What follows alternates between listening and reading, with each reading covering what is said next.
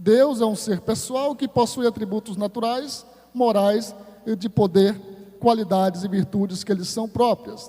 Então, quando nós lemos na Bíblia, na nossa versão, nossa tradução, na nossa língua em português, nós vamos ver sempre se referindo a Deus ou Senhor em caixa alta, no nosso texto, porque Deus se apresenta muitas vezes como o Altíssimo, ou seja, aquele que está acima de todas as coisas, acima de tudo. Ele se apresenta também como Deus Todo-Poderoso, que tem todo o poder, o Deus Onipotente. E nós temos nisso atributos divinos, que vamos ver agora, atributos naturais, atributos morais e atributos de poder. Atributos naturais. Primeiro, Deus é Espírito. Deus é Espírito. Ele não tem um corpo humano. Na verdade, esse corpo humano foi Ele quem criou para nós. Essa caixa, essa vasilha que comporta a alma e o Espírito, é coisa daqui da terra.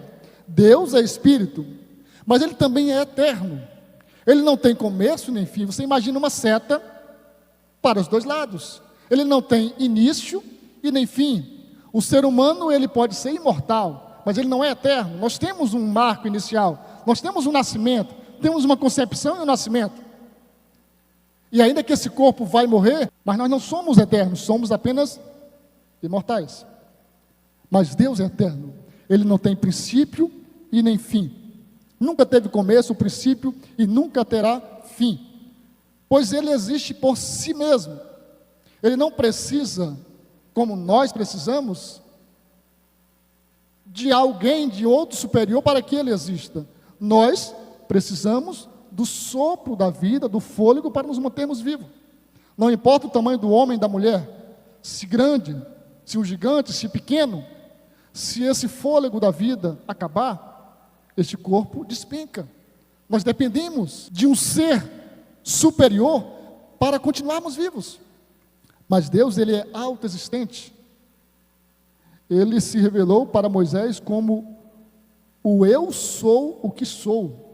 Ele é o que é, sempre foi o que é e sempre será o que é. Ele sempre foi Deus pleno. Ele não é mais Deus hoje do que era antes. Ele sempre foi Deus pleno.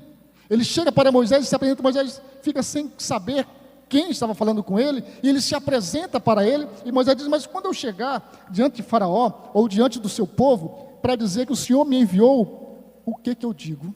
E aí Deus diz: você diga para eles o seguinte: o eu sou me enviou a vós, o Deus de Abraão, de Isaac e de Jacó.